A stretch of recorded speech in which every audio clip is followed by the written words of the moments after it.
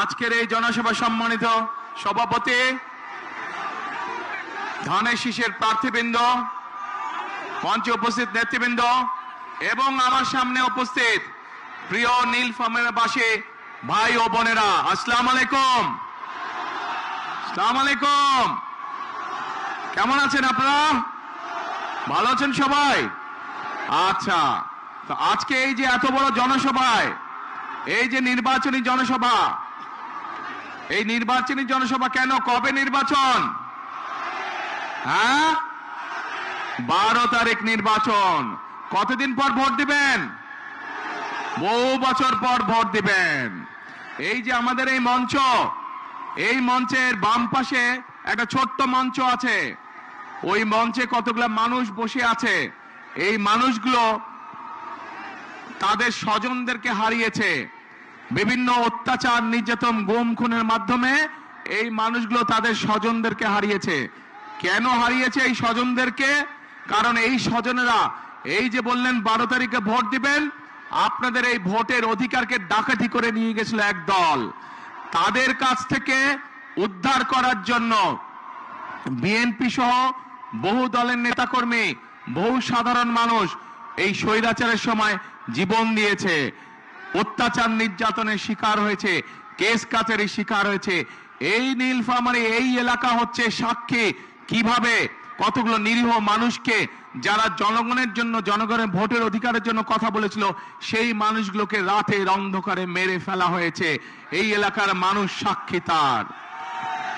প্রিয় ভাই বোনেরা, 12 তারিখ নির্বাচন। এই নির্বাচনে ইনশাল্লাহ বাংলাদেশের মানুষ তারা আবার ভোট দিবে, ভোট দিয়ে তাদের প্রতিনিধিকে নির্বাচিত করবে। কিন্তু শুধু ভোট দিলেই, একটু পিছিয়ে যান, কিন্তু শুধু ভোট দিলে চলবে না। আমাদেরকে এই নির্বাচনটাকে দেশ গঠনের নির্বাচন হিসেবে চিন্তা করতে হবে। দেশকে আমাদের গড়ে তুলতে হবে। কেন? কারণ এই দেশ যদি আমরা গড়ে তুলতে না পারি, তাহলে আমরা কোথায় যাব? আমাদের যাবার জায়গা আছে কোনো? আমাদের প্রথম ঠিকানা বাংলাদেশ, শেষ ঠিকানা বাংলাদেশ। এখন প্রিয় ভাই বোনেরা, এই এলাকার মানুষের কর্মসংস্থান দরকার। এই এলাকায় যে ইপিজেড আছে, আমরা এই ইপিজেডটাকে আরো বড় করতে চাই, আরো কলকারখানা এখানে তৈরি করতে চাই, যাতে এই এলাকার মানুষের কর্মসংস্থানের ব্যবস্থা হয়।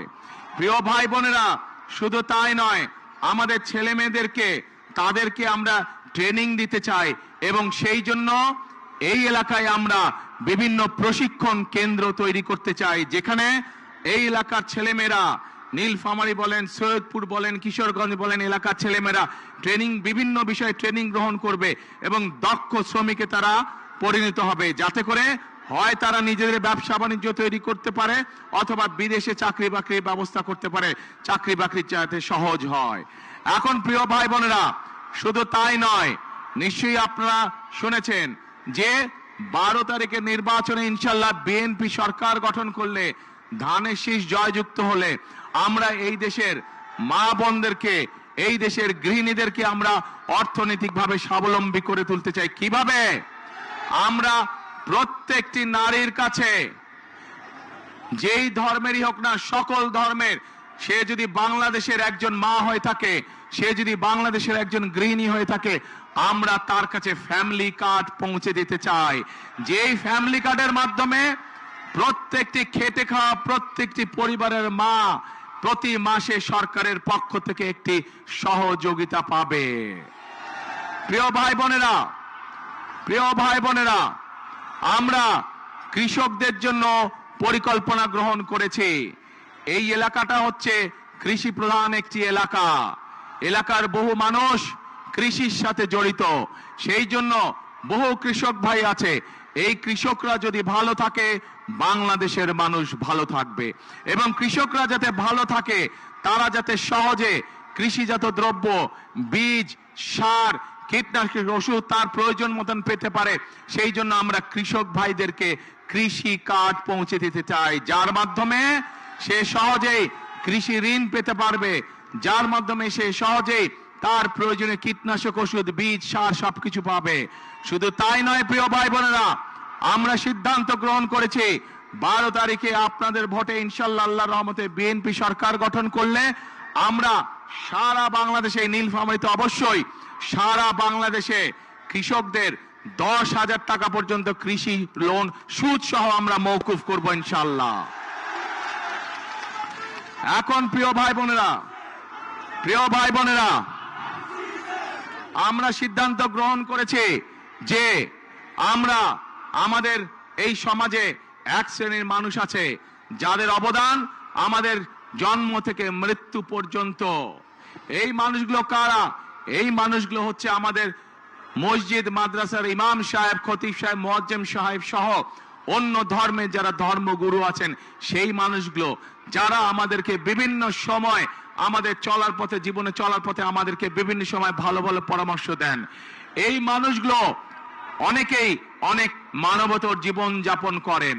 ইনশাল্লাহ বিএনপি সরকার গঠন করলে পরে 12 তারিখে ধানের শীষ বিজয় হলে পরে আমরা এইসব ধর্মীয় মানুষ যারা আছেন তাদেরকে আমরা সরকারের পক্ষ থেকে সম্মানের ব্যবস্থা করতে চাই, যাতে করে তারা একটি সম্মানজনক জীবন যাপন করতে পারেন।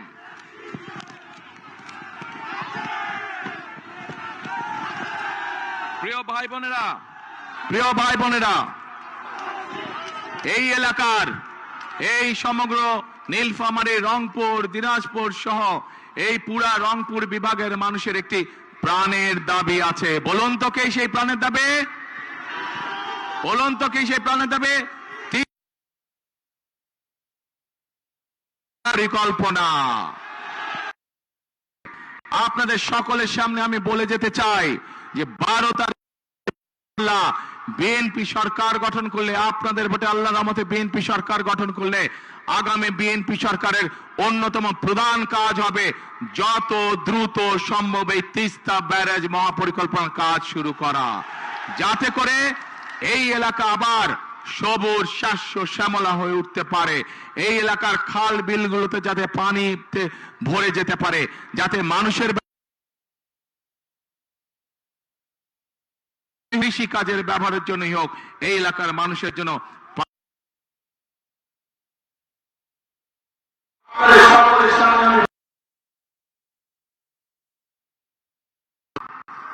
নীলফামারীর মানুষের দাবি, এখানে একটি মেডিকেল কলেজের দাবি। ইনশাআল্লাহ পর্যায়ক্রমিক ভাবে এইটিও আমরা বাস্তবায়ন করব। একই সাথে পাশে যে কিশোরগঞ্জ জেলা আছে, সৈয়দপুর জেলা আছে, এটি একটি শিল্প অঞ্চল। এই শিল্প অঞ্চলকে নীলফামারী বলুন, কিশোরগঞ্জ বলুন, সৈয়দপুর বলুন, অঞ্চল হিসাবে গড়ে তুলতে চাই। সেখানে রেল কারখানা সহ আরো যে শিল্প গঠন করা সম্ভব হয়, আমরা সেই শিল্পগুলো গঠন করতে চাই।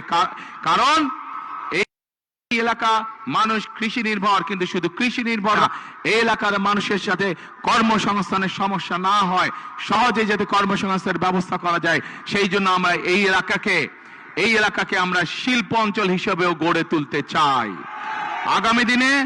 আগামী দিনে যাতে কেউ বলতে না পারে এই নীলফামারী অঞ্চল বলেন, কিশোরগঞ্জ জেলা বলেন, অথবা সৈয়দপুর বলেন, দিনাজপুর বলেন, অবহেলিত এলাকা, এই দুর্নাম আমরা ঘুচাতে চাই। এই এলাকায় স্কুল, কলেজ, রাস্তাঘাট আমরা তৈরি করতে চাই, যাতে মানুষের চলাফেরার জন্য সুবিধা হয়। মেডিকেল কলেজ তৈরি করতে চাই। আমরা সৈয়দপুর যে এয়ারপোর্ট আছে, এই এয়ারপোর্টটাকেও আমরা ধীরে ধীরে আন্তর্জাতিক এয়ারপোর্টে রূপান্তরিত করতে চাই, যাতে করে এই যে এখানে যে চাইনিজদের যে হাসপাতাল তৈরি হচ্ছে, এই হাসপাতালে দেশের থেকে, বিভিন্ন জায়গা থেকে, বিদেশ থেকে রোগী আসবে, যাতে মানুষ সহজে ব্যবসা বাণিজ্য, চিকিৎসার জন্য এখানে আসতে পারে। সেই জন্য সৈয়দপুর এয়ারপোর্টকে ইনশাআল্লাহ আমরা ধীরে ধীরে আন্তর্জাতিক এয়ারপোর্টে রূপান্তরিত করতে চাই। এখন প্রিয় ভাই বোনেরা, আমরা খেয়াল করছি যে এই এলাকার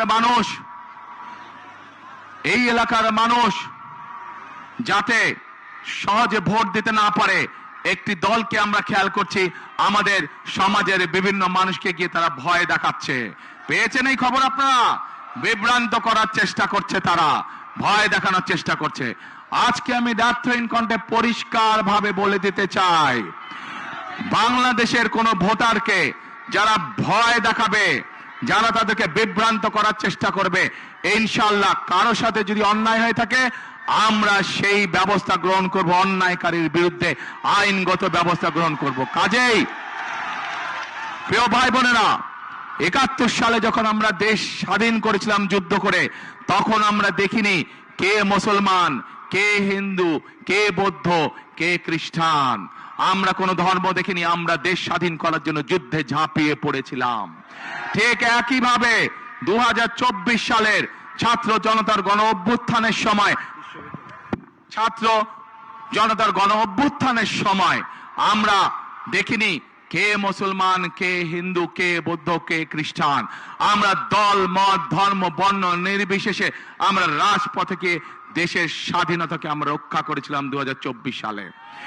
একইভাবে আজকে এখানে দাঁড়িয়ে আপনাদের লাখো মানুষের সামনে দাঁড়িয়ে পরিষ্কার ভাবে বলতে চাই, আগামী দিনের রাজনীতি হবে দেশ পুনর্গঠনের রাজনীতি, আগামী দিনের রাজনীতি হবে রাষ্ট্র গঠনের রাজনীতি। আমরা মুসলমান হই, আমরা হিন্দু হই, আমরা বৌদ্ধ হই, আমরা খ্রিস্টান হই, আমরা সকলকে সাথে নিয়ে আমাদের দেশ গঠন করতে চাই। আমরা সকলকে সাথে নিয়ে সামনে এগিয়ে যেতে চাই। আগামী দিনে একটি মানুষকে আমরা বিবেচনা করব তার মেধা এবং তার যোগ্যতা দিয়ে, তার বর্ণ দিয়ে নয়, তার ধর্ম দিয়ে নয়, বা অন্য কিছু দিয়ে নয়। আমরা তাকে বিচার করতে চাই তার মেধা এবং যোগ্যতা দিয়ে। কারণ প্রিয় ভাই বোনেরা, বহু বছর ধরে আমরা আন্দোলন করেছি জনগণের অধিকার প্রতিষ্ঠিত করার জন্য। আজ সেই অধিকার ধীরে ধীরে প্রতিষ্ঠিত হতে চলেছে। এখন আমাদের মূল কাজ হলো দেশকে আমাদের পুনর্গঠন করতে হবে। আমাদের লক্ষ কোটি তরুণ যারা আছে তাদের কর্মসংস্থানের ব্যবস্থা করতে হবে। আমাদের কোটি কোটি শিশু যারা আছে তাদের শিক্ষার ব্যবস্থা করতে হবে। বাংলাদেশের সাধারণ খেটে খাওয়া মানুষ, তাদের জন্য ন্যূনতম চিকিৎসার ব্যবস্থা করতে হবে। বাংলাদেশের কোটি কোটি মানুষ তারা যাতে নিরাপদে রাস্তাঘাটে চলতে পারে, মা বোনেরা যাতে নির্বিঘ্নে রাস্তায় চলাফেরা করতে পারে, যে কোনো সাধারণ মানুষ নির্বিঘ্নে যাতে ব্যবসা বাণিজ্য নিরাপদে করতে পারে, সেই পরিবেশ আমাদেরকে তৈরি করতে হবে।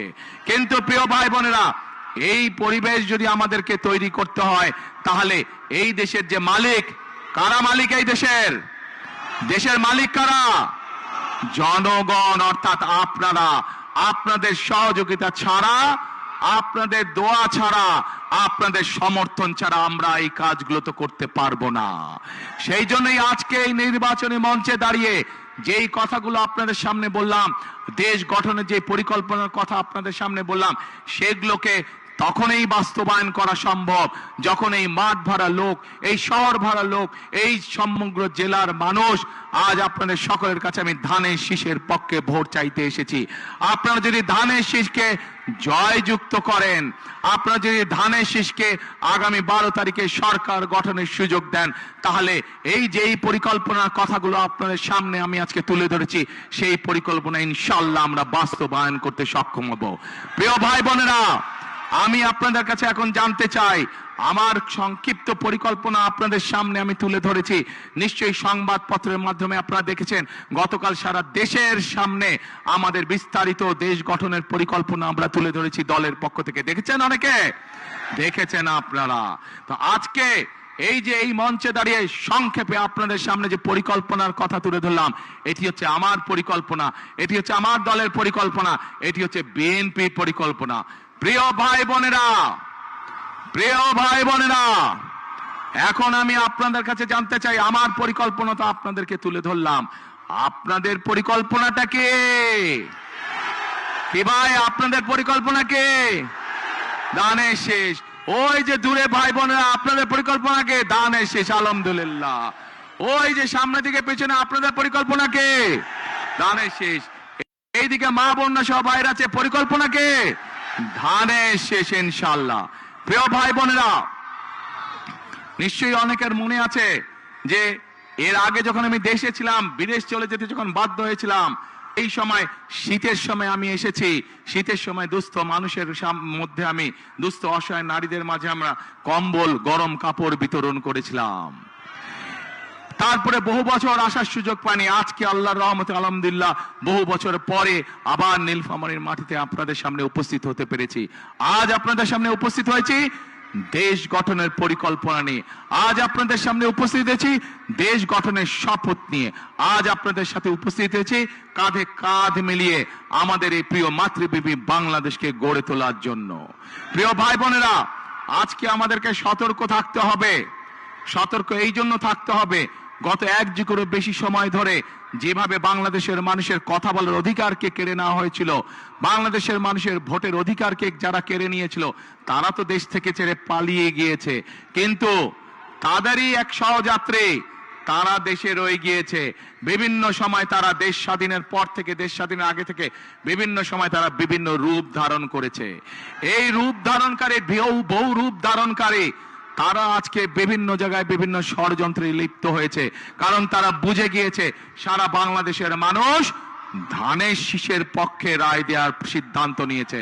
সেই জন্যই তারা বিভিন্ন ষড়যন্ত্রে লিপ্ত হয়েছে। পত্রিকার পাতায়, বিভিন্ন সংবাদ মাধ্যমে আমরা দেখেছি তারা মা বোনদেরকে গিয়ে বিভ্রান্ত করছে, তাদের এনআই কার্ড নাম্বার নিচ্ছে, তাদের বিকাশ নাম্বার নিচ্ছে, ভিন্ন ধর্মের মানুষ যারা আছেন তাদেরকে গিয়ে বিভিন্নভাবে হুমকি ধমকি দিচ্ছে। পরিষ্কার ভাবে বলে দিতে চাই, একটু আগে যেভাবে বলেছি 71 সালে আমরা সকল ভাই বোন, সকল ধর্মের ভাই বোনেরা ঐক্যবদ্ধ থেকে দেশকে স্বাধীন করেছি।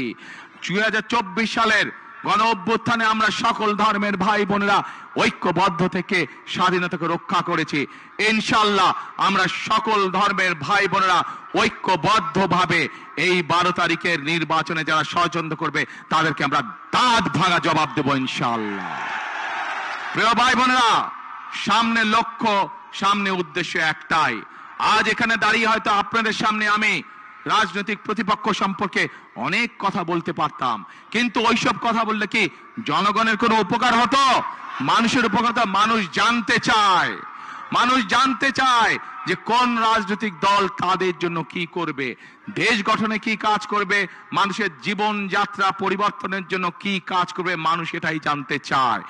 আজ একমাত্র বিএনপি একমাত্র দল যারা পরিষ্কার ভাবে দেশের মানুষের সামনে তুলে ধরতে সক্ষম হয়েছে যে বিএনপি মা বোনদের জন্য, নারীদের জন্য কি করবে, বিএনপি কৃষকদের জন্য কি করবে, বিএনপি তরুণ যুবকদের জন্য কি করবে, তরুণদের জন্য কি করবে, বিএনপি আগামী দিনের ভবিষ্যৎ শিশুদের শিক্ষা ব্যবস্থা কি করবে, বিএনপি এই দেশের মানুষের স্বাস্থ্য ব্যবস্থা সম্পর্কে কি করবে, সকল পরিকল্পনা বিএনপি জাতির সামনে উপস্থাপন করেছে। প্রিয় ভাই বোনেরা, আজ কাজ একটাই, আমাদেরকে দেশ গঠনের কাজে মনোনিবেশ করতে হবে, আমাদেরকে দেশ গঠনের কাজে শপথ গ্রহণ করতে হবে। আজকের এই জনসভা আমাদের দেশ গঠনের শপথ হোক, আজকের এই জনসভা আমাদের আগামী দিনের দেশ গঠনের প্রতিজ্ঞা হোক। আছেন নাকি আপনারা আমার সাথে? দেশ গঠনে কারা কারা আছেন আমার সাথে? হাত তুলেন দেখি। আগামী দিনে দেশ গঠনে কারা কারা আছেন? আলহামদুলিল্লাহ, আলহামদুলিল্লাহ, আলহামদুলিল্লাহ। প্রিয় ভাই বোনেরা, আসুন বিশ্ববিদ্যালয় সহ যেই কথাগুলো বলেছে ইনশাআল্লাহ পর্যায়ক্রমিক ভাবে আমরা বাস্তবায়ন করব। তার আগে বাংলাদেশের প্রিয় জনগণ, প্রিয় ভাই বোন, আপনাদেরকে আপনাদের পরিকল্পনা বাস্তবায়ন করতে হবে। অর্থাৎ 12 তারিখে কোথায় সিল দিবেন? ধানের শীষে সিল দিবেন। এই দেশের উন্নয়নের অগ্রযাত্রাকে আমরা সকলের সামনে দিকে নিয়ে যাব ইনশাআল্লাহ। প্রিয় ভাই বোনেরা, আমার করে একটি কথা, যেই কথাটি শহীদ রাষ্ট্রপতি জিয়াউর রহমান পছন্দ করতেন, যেই কথাটি দেশনেত্রী বেগম খালেদা জিয়া পছন্দ করতেন, আমিও ব্যক্তিগতভাবে তাদের সন্তান হিসাবে সেই কথাটি পছন্দ করি। কি সেই কথাটি? করব কাজ, কি ভাই? করব কাজ, গর্ব দেশ সবার আগে। হলো না, হলো না, হলো না, আরো জোরে হতে হবে। করব কাজ সবার আগে, বাংলাদেশ। প্রিয় ভাই বোনেরা, আসুন 12 তারিখে আমরা এই দেশ গঠনের কাজ দেই, এবং এই দেশ গঠনের জন্য যাদের হাতে আমরা ঝান্ডা তুলে দিয়েছি সেই মানুষগুলো আজ আমার দুই পাশে দাঁড়িয়েছে। আপনারা চিনেন তাদেরকে? এই মানুষগুলোকে আপনারা 12 তারিখ পর্যন্ত দেখে রাখবেন। 12 তারিখের পরে এই মানুষগুলোর দায়িত্ব হবে আপনাদের সাথে থাকা, এলাকার উন্নয়ন করা, আপনাদের উন্নয়ন করা, আপনাদের বিপদে আপদে পাশে থাকা। 12 তারিখে এদেরকে জয়যুক্ত করে আনবেন ইনশাআল্লাহ, এবং 12 তারিখ থেকে পরবর্তী 5 বছর পর্যন্ত এরা প্রত্যেকটা মানুষ সার্বক্ষণিক জনগণের সেবার কাজে রত থাকবে ইনশাআল্লাহ। আজ এখানে আমাদের সাথে 3 জন দানের শীষ আছে, এবং আমাদের এক ভাই খেজুর গাছ এখানে আছেন, উনিও আন্দোলন সংগ্রামে আমাদের সাথে ছিলেন। কাজেই আমাদের দায়িত্ব হচ্ছে, একটু আগে যেমন বলেছি, দল মত ধর্ম বর্ণ নির্বিশেষে আমরা একসাথে দেশ গড়ব, ঠিক একইভাবে ধানের শীষের পাশাপাশি আমাদের পাশে থাকা। 12 তারিখে যে প্রার্থী আছে তাকেও আপনারা দেখে রাখবেন, এই মানুষটিকে সাথে নিয়েও আমরা ইনশাল্লাহ দেশ গঠনের কাজে হাত দিব।